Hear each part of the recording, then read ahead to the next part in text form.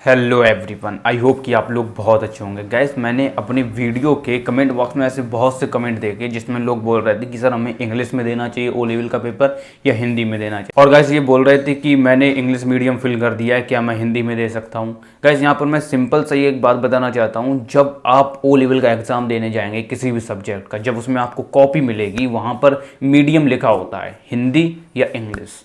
आपको जिस मीडियम में देना है वहाँ पर लिख दीजिए। हिंदी में देना है तो हिंदी वहाँ पर सिलेक्ट कर दीजिए और हिंदी में पेपर दीजिए।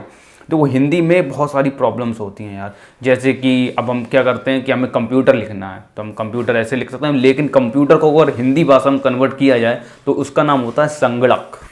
तो हम ऐसे तो लिखेंगे नहीं, तो हम क्या लिख देते हैं, सीधे इंग्लिश में कंप्यूटर लिख देते हैं। मैंने देखा है कि जो हिंदी में बच्चे देते हैं वो भी इंग्लिश का बहुत यूज कर देते हैं, अपने जैसे किसी भी लॉन्ग आंसर को लिख रहे हैं तो उसमें अपनी इंग्लिश का भी यूज़ कर रहे हैं, हिंदी का भी। तो यहाँ पे यार बहुत कन्फ्यूजन हो जाते हैं, इस वजह से नंबर भी बहुत ज़्यादा कट जाते हैं।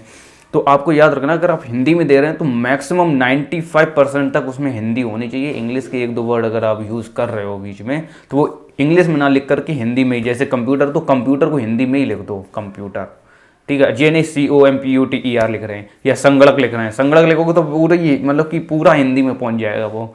तो ठीक है, तो ऐसी आपको ये चीज़ें समझनी है कि अगर आप हिंदी में दे रहे हैं तो बहुत ज़्यादा प्रॉब्लम होती है हिंदी में। मैंने भी हिंदी में ही दिया था, आई नो डैट कि बहुत ज़्यादा प्रॉब्लम हुई थी हिंदी में देने में।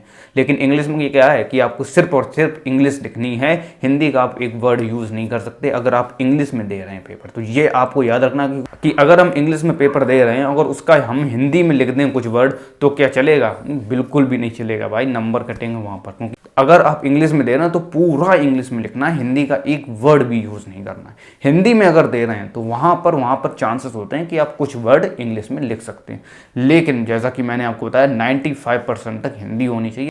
एक अगर क्वेश्चन है उसमें आप 3 या 4 वर्ड इंग्लिश के यूज़ कर रहे हो तो कोई प्रॉब्लम नहीं है, लेकिन अगर आप बहुत सारे वर्ड यूज़ कर रहे हो तो वहाँ पर प्रॉब्लम क्रिएट होगी। तो आपको ये चीज़ याद रखनी है, अगर हिंदी में दे रहे हो तो ज़्यादातर हिंदी ही लिखना, ठीक। सो गाइस, इस वीडियो को बनाने का यही मकसद था। मैं बताना चाहता था कि आप इंग्लिश में अगर दे रहे हैं तो इंग्लिश, अगर हिंदी में दे रहे हैं बहुत कम वर्ड आपको इंग्लिश के यूज़ करने हैं, ये याद रखें। क्योंकि मैंने जो पेपर दिया था मैंने हिंदी में दिया था और हिंदी में जब मैं दे रहा था तो वहाँ पर कुछ वर्ड मैंने ज़्यादा यूज़ कर लिए थे इंग्लिश के, तो इस वजह से मेरे नंबर वहाँ पर बहुत कटे थे। तो आपको ये चीज़ें याद रखनी है।